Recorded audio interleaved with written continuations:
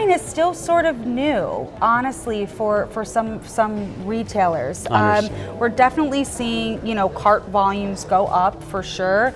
An interesting stat actually is the time of day that retailers are ordering. Yeah. And if you think about a retailer behavior, it makes sense. We're actually seeing that 40% of the ordering is actually happening like off hours.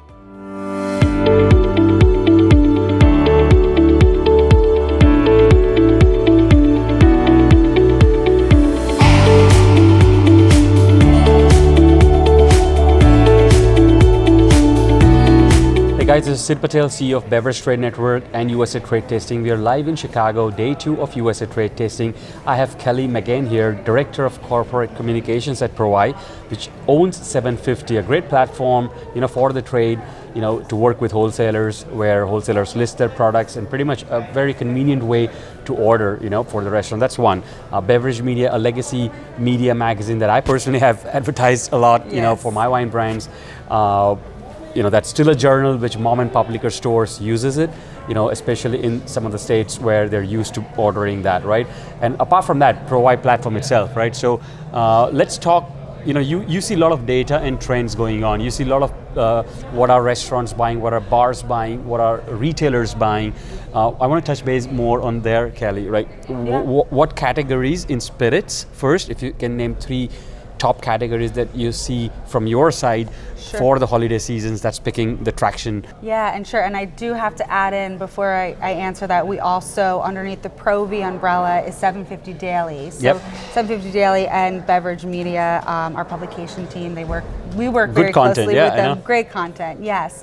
So Provi's marketplace, we're a B2B marketplace where we partner with distributors, we partner with suppliers to really have a 24/7 access for retailers to purchase their ordering online. We don't cut out the distributors in any form or capacity. We actually help them really take away the administrative tasks around taking orders, uploading them, and really giving them back time to start selling and connect with retailers. And instead of taking in an order form, talk to them about their display units, or talk to them about we're getting to trends, talk to them about what trends they're seeing within their portfolio or within the industry at large. What we're seeing on Provi's marketplace in regard to retailer buying trends, now that's both on and off-prem retailers across the US, it's not too dissimilar from consumer buying trends. Correct, yeah. We're definitely seeing gin. We're seeing the gin category. I wish I had the numbers offhand, but it's good to know. If you go to provi.com, you can sign up. We have this, it's called a Provi Pulse newsletter, where we send out, it's either bi-weekly or weekly, we send out those category trends which are happening. We also do quarterly and annual reports, which are a little bit more robust. The gin category in the spirits world is definitely rising. Tequila, of course. And then we're actually about to launch another report around sustainability within spirits. We're seeing a heightened uptick in terms of purchasing, specifically really across all of the categories, but really in the spirits category as well. So I think the spirits industry, I think they're taking a few notes from the wine producers and how they market themselves in terms of sustainable practices. So we're seeing that on the retail side as well. I mean, with the fuel cost and interest rates going a little bit up, and are you seeing more of order frequency and less quantity? Have you seen or still big drops are happening? Online is still sort of new, honestly, for some retailers. We're definitely seeing cart volumes go up for sure. An interesting stat actually is the time of day that retailers are ordering. Yeah. And if you think about a retailer behavior, it makes sense. We're actually seeing that 40% of the, I believe that's the correct stat, 40% of the ordering is actually happening off hours. Oh, what? I thought it would be 11 a.m. or something. No, After work, like 9 to... Yes, Oh. after hours. So That's very what that interesting. means, especially for distributors that we work with, what that means is, well, if you don't have a digital presence, are you missing that Actually, order? yeah. Question mark? Because they may notice that, oh, this ran out today, so I'd rather punch in right away. Exactly. And it's look, the retail Interesting, tier has been 750 Daily and Provi. We just came out with a career and salary survey, which I definitely recommend anyone, because we surveyed over 2,000 folks throughout the industry, all throughout every single tier. And What was the survey about? the shift basically in workplace and careers within the beverage alcohol industry. To no surprise, we found that on-prem got hit the hardest in terms true. of Finding talent, labor, retention, exactly. everything. Yeah. So if you think about a beverage program director who is in charge of really building out and helping curate menus, talking to their distributors, they now have to retain talent. So they're ordering when it's most convenient for them. Yeah. They might say, you know what, Like when they're done with their role one, now they're on their role two. Exactly, Yeah. exactly. But we're also finding interesting patterns between search and purchase. So we're finding, on 750, I think historically there were a lot of retailers that would go to 750 when 750 was a marketplace, really just to understand what was behind the product, understand more about the product. So we're seeing definitely an increase in search and really retailers trying to understand what new Chardonnays are out on the market, or what's what's trending in the spirits or beer category, and really using it as more of like a discovery tool to understand what new products there are, or what products, honestly, even in their distributor's portfolio, that they haven't even seen before. So we're definitely seeing an increase. What in about that as well. a quick, let's say yes and no on mezcal up? I don't have that number, but I'm sure it is. Tequila? Tequila, yes. Whiskey? Whiskey, yes. Scotch? Overseas whiskey?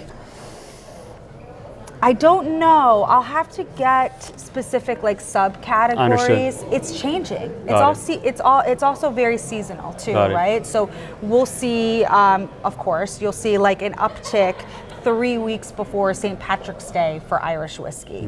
What we are seeing definitely is retailers expanding their portfolios and not necessarily just buying like the mainstream brands. That they're exploring and discovering new products.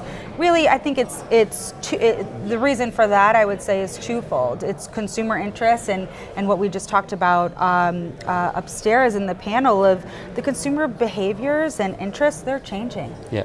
They're changing, and retailers, of course, are at the front lines of that. So in order to compete, you need to be unique. You need to have a unique set of offering. I know from my personal experience that Christmas, Thanksgiving, and New Year are the biggest, right? Yes. But then people don't know the other 3 or 4 big weeks of our buying in the year. Can you throw some just light there?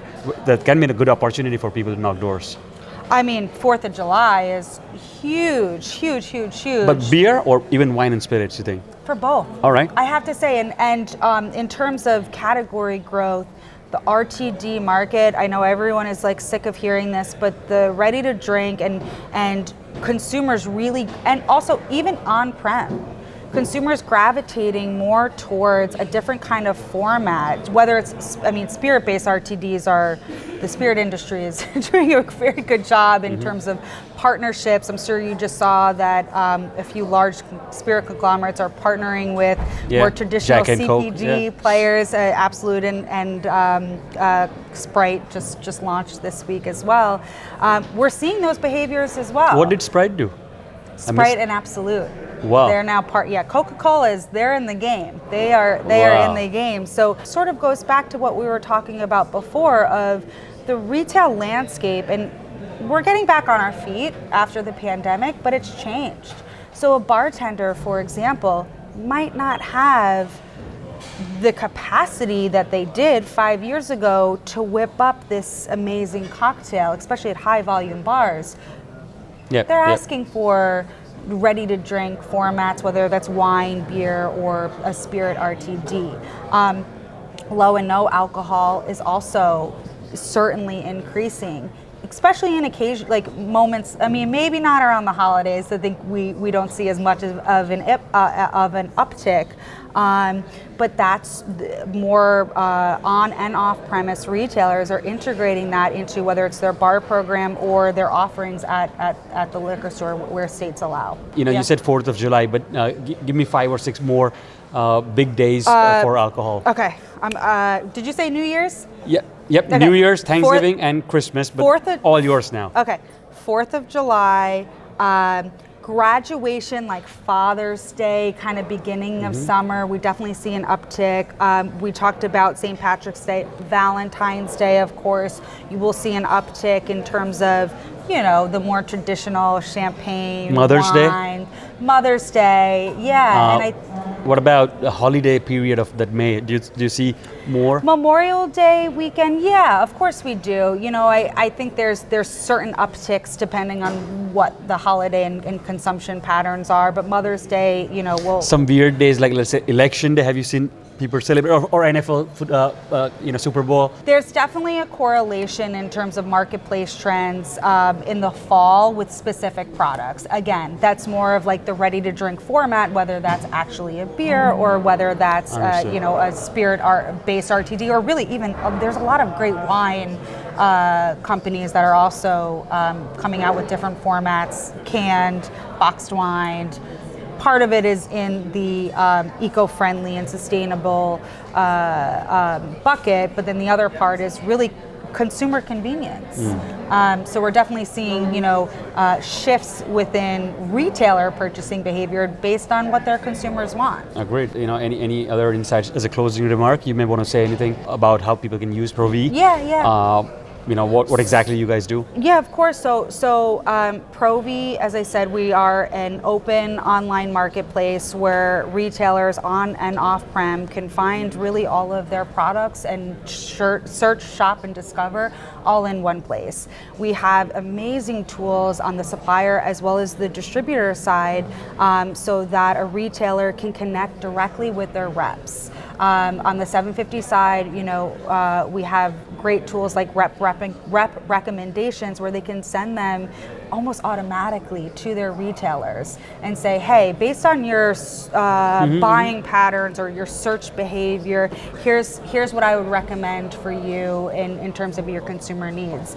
Provi is actually free for retailers to sign up. So it's kind of funny when we talk about it, it's like, wait, why isn't everyone using this, right? Why isn't especially with the shift in consumer behavior, everything is digital now. If I'm walking around and I can use my phone to do 20 different things and I get to work and I have to use an Excel sheet, I'm like, come on, let's get with the program here. Yeah. So we're definitely seeing, more adoption on the retail side, but we've only really scratched the surface. So True. we're excited. In my role in corporate communications, I really just help connect with different partners, and I'm very much I come from Discus Distilled Spirits Council to help really just propel the industry forward. Whether that's the digitization of the industry without having to, mess up any of the fundamentals. We're actually all the fundamentals are still the same. It's just a new and more efficient way